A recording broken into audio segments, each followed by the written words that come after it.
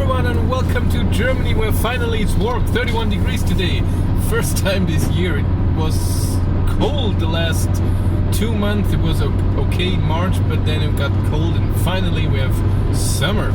Okay, I want to reflect on the test drive I had with the Jaguar I-Pace. And first thing, the contact with the dealership, it was in Regensburg.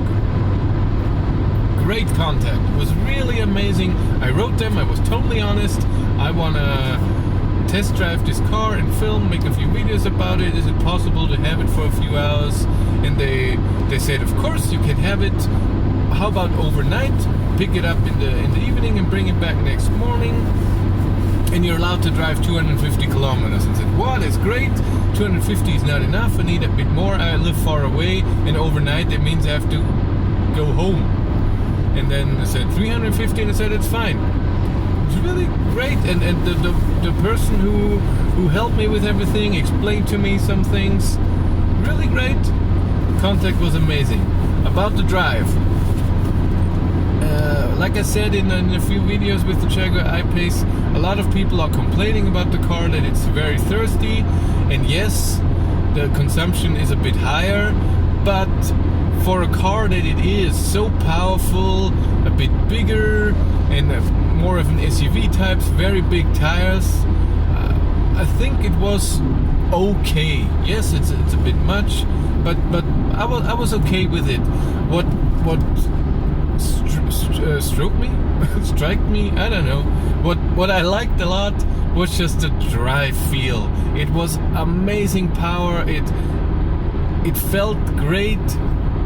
It reminded me a lot about Tesla. It was not exactly like, I drove a Model S once, 70D, and it was great power and very connected to the gas pedal. When you touch it a bit, you feel it right away. And that it was similar in the I-Pace, not exactly the same, but it was a great drive. I loved driving it. Yes, the infotainment system is not that amazing, and the regen, and when you're at 100% is not very strong, but when the battery is not full anymore, like with the Kona, Nissan Leaf, Tesla, then it's better. The regen was okay. It was not as strong as the Kona. I prefer the Kona, but was great. How you did everything.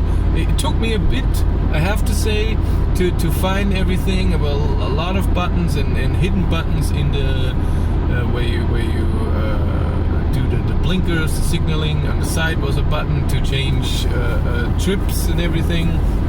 But the manual online the Jaguar has is awful. It's just pictures that are very low resolution, and if you want to go around, it's not a PDF. It's always, you go to one thing and then a few lines, and you have to go back. It's really annoying. But driving it and just playing with all the stuff, it was really great. I like that car. Price wise, of course, it's expensive, and this was even a very high spec one, so I think it was 90,000 euros or so. It's a lot of money for a car, and there it's always, is it that much better than cars for 40,000 euros? And it's a bit better when it comes to power, and it was all-wheel drive. I like that a lot, but it wouldn't be worth to me. Charging speed was okay with 80 kilowatt, but they will have an update so it can charge with 100 kilowatt. That's great.